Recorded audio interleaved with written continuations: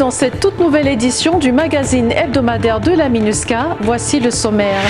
La MINUSCA et les partenaires centrafricains organisent un exercice de simulation sur le plan intégré pour la sécurisation des prochaines élections locales. La ville de Boar accueille les festivités organisées à l'occasion de la Journée mondiale de l'alimentation. Et enfin, les casques bleus du contingent burundais ont installé des lampadaires solaires dans la ville de Sibut. Bonsoir. Tester la fiabilité et les limites du plan intégré pour la sécurisation des prochaines élections locales, c'est l'objet d'une session de travail entre la force, la police des Nations Unies, les composantes civiles de la MINUSCA avec la participation des forces de défense et de sécurité centrafricaines et de l'autorité nationale des élections. La session, dont la cérémonie de clôture a été présidée par la représentante spéciale adjointe Lisbeth Kuliti, a permis d'améliorer la collaboration avec les forces de sécurité centrafricaines et d'anticiper sur les besoins en matière technique et logistique. C'est un reportage de Serge Koswaté et de Constantin Goutendi. En préparation pour les futures élections locales en République centrafricaine, la force de la MINUSCA, conjointement avec les forces de défense et de sécurité, ont organisé du 7 au 8 novembre 2022 à Bangui un exercice de mise en œuvre d'un plan intégré dénommé Safe Haven pour la sécurisation des dites échéances. Safe Haven signifie foyer de sécurité. Cet exercice a vu la participation des représentants des forces de défense et de sécurité centrafricaines, de la division de l'assistance électorale de la MINUSCA, de la force et la police de la MINUSCA. Je tiens à remercier aux représentants et participants des FACA, de la gendarmerie et de la police pour leur présence et surtout pour leur participation à cet important exercice. C'est la voie à suivre pour mieux se connaître et pouvoir mieux coordonner nos actions pour qu'elles aient un impact sur la conduite des opérations et sur la réalisation de l'objectif commun de sécurité et développement du pays. Cet exercice a pour but de fournir au gouvernement centrafricain le soutien de la MINUSCA en termes de sécurité et de logistique, de tester les capacités de la force de la mission, des forces armées centrafricaines, de la gendarmerie et de la police nationale à mettre en œuvre ce plan intégré de sécurisation des élections élaboré conjointement avec les autorités centrafricaines pour assurer la protection des populations civiles et maintenir l'ordre public. C'est un exercice très important. Qui a permis à la fois à la MINUSCA et aux forces de défense et de sécurité d'améliorer la collaboration, la coopération et la coordination entre elles et puis d'anticiper sur les défis, des défis qui pourraient se présenter à elles. Je parle bien de la MINUSCA et des forces de défense et de la sécurité lors des élections locales futures. La représentante spéciale adjointe du secrétaire des Nations Unies en République centrafricaine, Lisbeth Kuliti, a présidé la cérémonie de clôture du plan intégré pour la sécurisation des futures élections locales en présence du sous-chef d'état-major des armées en charge de la logistique, général de brigade Henri-Charles Grengbo, du chef de la composante police de la MINUSCA, le commissaire Christophe Bizimangou, du commandant adjoint de la force de la MINUSCA, le général de division Pedro Miguel Alves Goncalves Suarez. Quand on parle des élections locales, parfois c'est encore plus difficile. Parfois les défis peuvent être encore plus complexes. Parce que la bataille, la compétition dans une zone locale, ça peut être beaucoup plus intéressant et difficile à gérer. Donc, je pense le fait qu'on a commencé tôt ce travail, d'être prête et d'être bien préparé pour un défi assez important.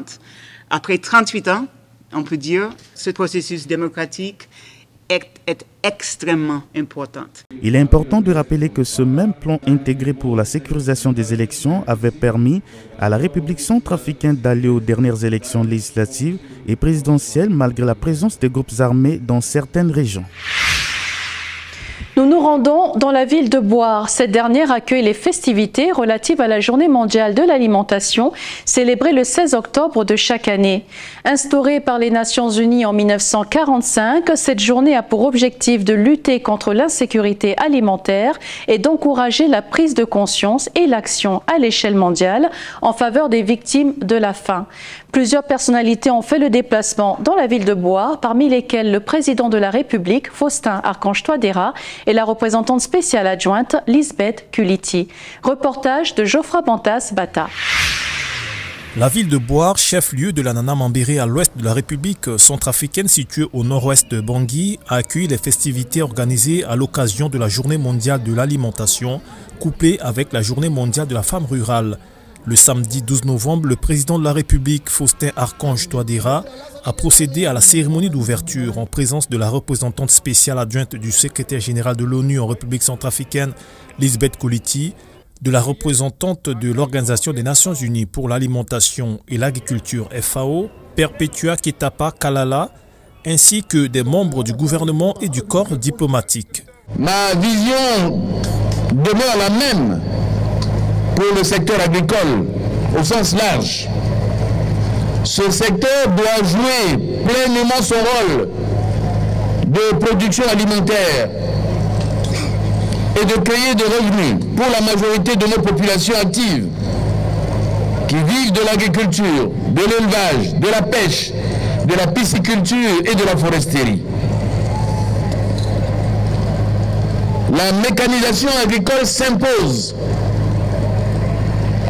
Je salue la contribution de plus en plus visible de certains de nos partenaires financiers qui achètent et mettent à la disposition des agriculteurs des tracteurs agricoles autour de la filière maïs. Cette édition nationale de la Journée mondiale de l'alimentation a pour objectif de sensibiliser sur la nécessité de mettre en place des systèmes agroalimentaires plus efficaces, inclusifs, résilients et durables. Nous réitérons notre engagement très fort à accompagner le gouvernement afin d'arriver à garantir la souveraineté alimentaire et nutritionnelle à l'ensemble de la population en vue d'améliorer son bien-être et lui permettre de participer vivement à la croissance et au développement du pays. La représentante spéciale adjointe Lisbeth Kuliti a saisi l'occasion pour encourager la population rurale à œuvrer davantage pour l'agriculture. C'est une journée qui est très importante pour toutes les populations du monde et je trouve ici en Centrafrique c'est excessivement important de concentrer sur la nécessité d'investir encore plus dans l'agriculture. Je vois l'importance et je vois des bonnes choses que les gens ici qu'ils ont produit. Et donc c'est une journée exceptionnelle et je suis très contente pour le Centrafrique. Les discours des officiels ont été suivis d'une visite des stands de produits agricoles. Cette journée a également été marquée par la remise de médailles honorifiques aux grands producteurs et par l'inauguration de la gare routière de Bouar dont les travaux de réhabilitation ont été réalisés avec l'appui de la MINUSCA. Ici aujourd'hui nous avons la gare routière qui est le bâtiment et la plateforme qui est le parking, c'est grâce au contingent péruvien de la MINUSCA. Le conducteur de véhicule, lui, n'a pas besoin d'une maison en étage, il a besoin de son parking pour garer d'abord son véhicule et se reposer quelque part. Alors c'est grâce au contingent péruvien de la MINUSCA basé à Bouar que nous avons pu réaliser la mise en forme du parking. Rappelons que les travaux de la gare routière qui avaient débuté en 2012 sur financement de la Banque mondiale à hauteur de 700 millions de francs ont été suspendus suite à la crise en 2013. Les casques bleus du contingent péruvien de la MINUSCA ont procédé à sa réhabilitation d'une valeur de 400 millions de francs CFA. Direction à présent la ville de Sibut. Le 7e contingent des casques bleus burundais vient de procéder à l'installation de lampadaires solaires dans le cadre d'un projet à impact rapide de la MINUSCA. Plus de détails dans ce reportage de Désiré Yango.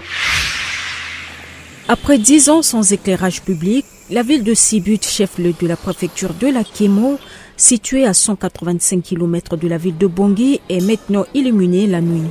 des lampadaires à panneaux solaires y ont été récemment installés. Ce projet a été identifié conjointement par la section des activités civilo-militaires du 7e contingent burundais de la MINUSCA, basée à Sibut, et les autorités locales. La préfète de la Kémo, Lydie Georgette Gaoro, qui a déjà passé plus de 3 ans de service dans la ville de Sibut, a exprimé sa gratitude envers la MINUSCA. Soucieuse de protéger cet investissement, elle a mis en place un comité de sensibilisation des populations de Sibut afin de préserver ces lampadaires. Nous ne pouvons que remercier la MINUSCA, c'est un plus. Ces lampadaires permettent aussi, puisque nous sommes dans un coin reculé, à nos enfants d'étudier. Et puis ça évite aussi le banditisme. 30 jeunes centrafricains recrutés à Sibut ont pris part à l'installation des lampadaires solaires dans la ville. Ils ont procédé au creusage des trous d'implantation des poteaux. Dieu merci Koyagbia, un jeune diplômé sans emploi, est content de travailler dans ce projet d'électrification de la ville de Sibut. Présentement, la MINUSCA nous a recrutés pour faire le creusage des trous qui servent à implanter des poteaux des lampadaires solaires.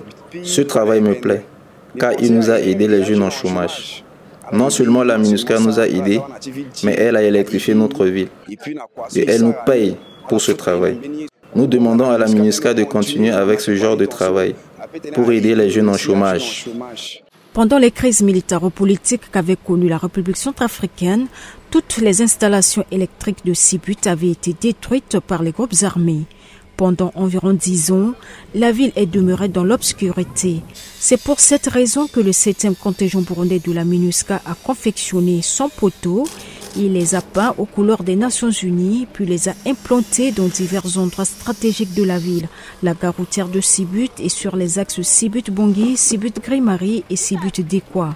À la demande du médecin-chef, quelques lampadaires seront installés à l'hôpital de Sibut, au grand bonheur des patients. Notre souhait est d'élargir ce projet dans les autres villages, mais malheureusement le budget est limité. On a présenté les 100 lampadaires solaires. On espère bien que dans l'année budgétaire prochaine, on va donc soumissionner notre projet pour les autres villages. Ces lampadaires solaires implantés dans la ville de Sibut permettront au contingent burundais de la MINUSCA et aux forces de défense et de sécurité de bien assurer la protection des civils de nuit. Quant aux élèves, ils pourront étudier plus facilement la nuit et n'auront plus à acheter des bougies ou du pétrole pour les lampes tempêtes. À tous ceux qui ont l'idée du banditisme pour détruire ces installations, je pense que si c'était pour acheter ces lampadaires, nous ne pourrions pas les acheter. Mais si les Nations Unies nous ont offert ces lampadaires pour nous aider, et c'est pour la génération future, pour que les élèves apprennent leurs leçons, nous devons tous veiller sur ces lampadaires, car ils font la beauté de notre ville. L'installation de son lampadaire solaire dans la ville de Sibut a été entièrement financée par la MINUSCA à hauteur de 26 millions de francs CFA et exécutée par les techniciens du contingent burundais de la MINUSCA de Sibut dans le cadre de projets à impact rapide. À l'occasion de la Journée mondiale de l'alimentation, la deuxième partie de cette édition sera dédiée à l'interview de Perpetua Katepa Kalala, représentante de l'Organisation des Nations Unies pour l'alimentation et l'agriculture en République centrafricaine. Elle nous parlera de la situation alimentaire dans le pays, des actions mises en œuvre pour lutter contre la crise alimentaire, ainsi que de la collaboration avec la MINUSCA. Mais avant, une très courte pause.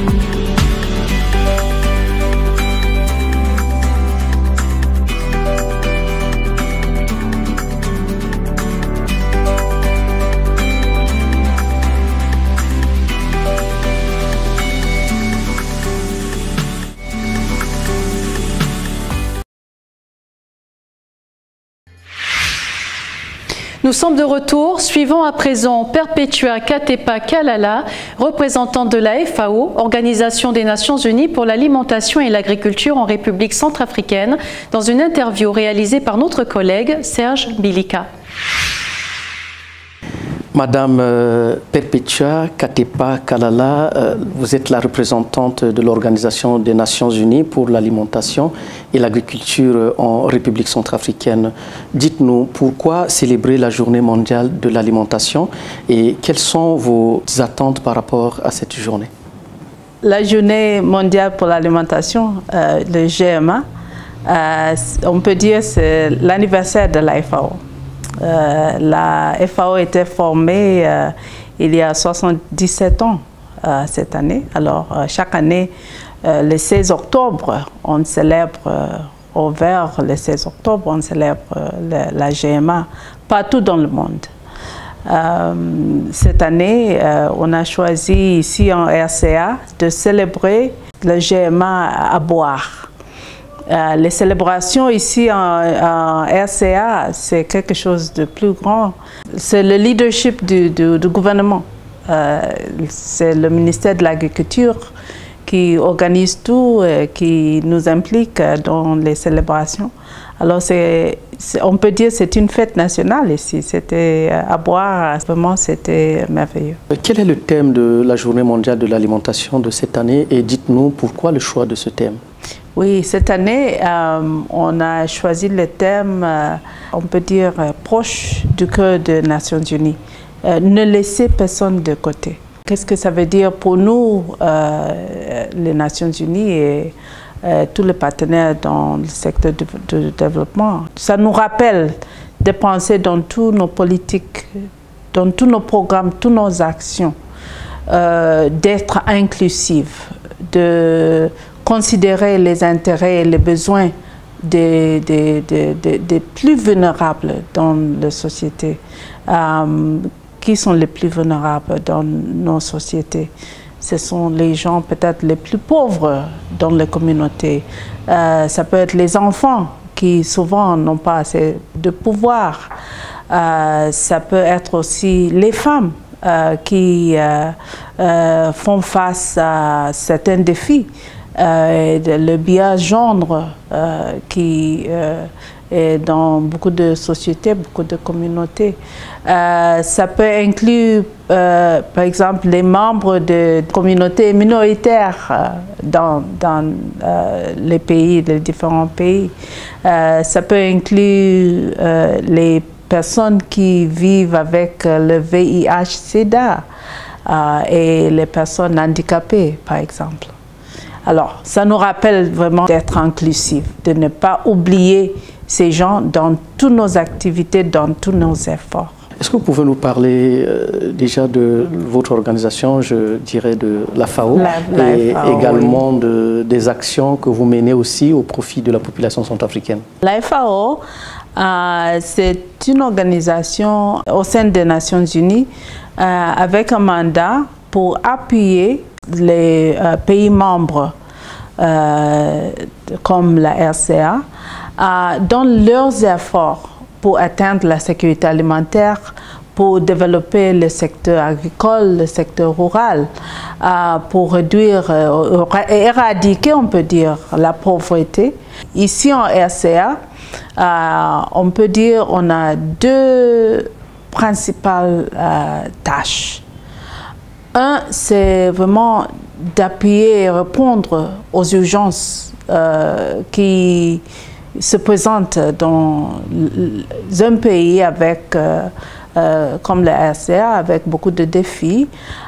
Et ça, c'est surtout pour assurer qu'après une certaine crise, pour les ménages les plus vulnérables, on les aide à rétablir leurs moyens de vie après, par exemple, le conflit. On a des programmes d'urgence où on distribue des semences, des outils, des petits élevages pour essayer à appuyer aux ménages vulnérables, de les aider à rétablir les moyens de vie. Un deuxième type de programme, ce sont des programmes liés au développement qui est un peu plus long terme. On peut dire par exemple les programmes, l'appui technique que donne la FAO dans le secteur forestier par exemple, qui consiste de reboisement, l'appui de reboisement des forêts, aussi des programmes pour renforcer la gouvernance de la gestion des forestières. Nous avons aussi des programmes qui aident dans l'élevage, qui aident on peut dire, réduire le conflit et renforcer la capacité des communautés de gérer le conflit dans le contexte de la transhumance, par exemple. Globalement, quelle est votre appréciation de la situation alimentaire en République centrafricaine? On a encore beaucoup de travail à faire. Les analyses IPC qui viennent de finir il y a quelques semaines ont trouvé que 44% de la population ici en RCA souffre d'une insécurité alimentaire qui est à un niveau très élevé de crise ou urgence. Alors ça c'est trop. Mais ce qui est vraiment, je peux dire, bon, c'est que même s'il y a beaucoup de défis, l'insécurité continue dans ce tempo, on voit que les incidents, le nombre des incidents de l'insécurité commence à réduire. C'est moins, au moins, cette année. C'est un pays avec beaucoup de potentiel agricole. La terre est là, l'eau est là, la population, les jeunes. Alors, même si la situation de l'insécurité alimentaire, ça reste vraiment préoccupante, il y a aussi, je pense, je crois, il y a la possibilité de résoudre ce problème si on travaille ensemble, on continue de travailler ensemble avec le gouvernement. Pouvez-vous nous parler de votre collaboration avec le ministère en charge de l'agriculture et du développement? Le ministère de l'agriculture et du développement rural, ça reste parmi nos partenaires principaux. Parce que la FAO, c'est une organisation formée par des pays membres. La RCA fait partie de ce pays membre. À la FAO, dans les différents, qu'on peut dire, conférences où la politique de la FAO est formée, c'est surtout le ministère de l'Agriculture. Alors, c'est un partenaire très très clair. Très clé au niveau stratégique, au niveau politique. Au niveau programmatique, le ministère reste aussi nos partenaires absolument clés parce que le travail qu'on fait sur le terrain, c'est fait avec l'ACDA qui fait partie du ministère de l'Agriculture, les agents de l'ACDA, les agents de l'ANDE du côté de l'élevage. Mais ce qu'on fait, c'est de travailler ensemble avec les institutions du gouvernement. La FAO n'est pas là pour remplacer le ministère de l'Agriculture, mais nous donnons un appui technique. Et il faut travailler, on essaie de travailler très étroitement avec le ministère de l'Agriculture et des autres structures du gouvernement liées avec notre mandat. La MINUSCA est fortement impliquée dans le maintien de la paix et surtout également dans les régions qui constituent le grenier alimentaire en République centrafricaine. Comment l'insécurité affecte-t-elle la production alimentaire dans ce pays? Nous avons constaté ces dernières années, dans les zones où on a vu les cas de conflit, que la taille de parcelles cultivées s'est réduite. Pourquoi? Parce que c'est surtout les femmes qui cultivent. Et avec l'insécurité, ils ont peur d'aller loin de leur maison. Alors, ils préfèrent de rester avec des petites parcelles plus proches de leur maison. Alors ça déjà, ça implique négativement l'insécurité, impacte négativement la taille de production, le niveau de la production.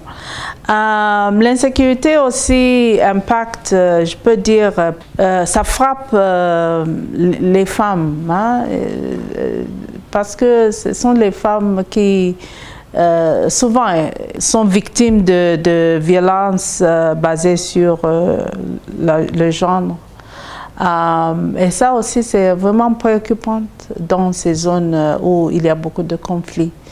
Mais l'insécurité dérange la production, ça dérange les marchés agricoles, ça dérange les moyens de vie de la population dans ces zones.